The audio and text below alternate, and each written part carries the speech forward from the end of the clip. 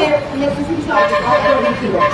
তো আমাদের যেটা আমরা আন্তরিক মায়ের ডাক প্ল্যাটফর্ম থেকে আমাদের যে গণমাধ্যম কর্মী ভাইদেরকে ধন্যবাদ জানাই, কারণ আপনারা জানেন বিগত 15 বছরে যখনই মায়ের ডাক কোনো ক্যাম্পেইন করতে গেছে, যখনই আমরা কোনো আন্দোলন করতে গেছি, কোনো দিবসে সেখানে অনেকটা ইন্টারাপশন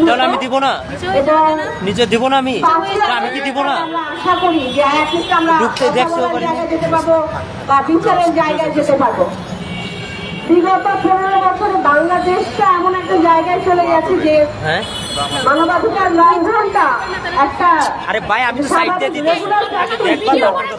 এবং আপনি যদি দেখেন বিডিআর 3 হত্যা থেকে শুরু করে যতজন সামরিক বাহিনীর কর্মকর্তাদেরকে মেরে ফেলা হয় নির্বিচারে, যেমন আপনার নেই যাদেরকে আসলে মানবাধিকার লঙ্ঘনের আওতায় আসেনি এবং নির্বিচারে আমাদের সামনে গুলি করে মারতে দেখেছি। ছাত্রদের বুকে গুলি চালানোর সময় তাদেরকে টেনে নিয়ে যাওয়া হচ্ছে এবং পরপর বারবার গুলি করতে দেখেছি। শুরু হবে বেলা 1টায় এবং আমরা শুধুমাত্র ঢাকা না, ঢাকার বাইরের বিভিন্ন জেলা থেকে দল মত নির্বিশেষে সাধারণ মানুষ, শ্রমিক, ছাত্র জনতা সবাইকে আহ্বান জানাচ্ছি, আমরা সকলকে আহ্বান জানাচ্ছি এই উদ্দেশ্যটা আমরা যেটা একসাথে দাঁড়াতে যাচ্ছি বিচারের দাবিতে, সেটা যেন আমরা সফল করতে পারি আগামীকালকে। আপনারা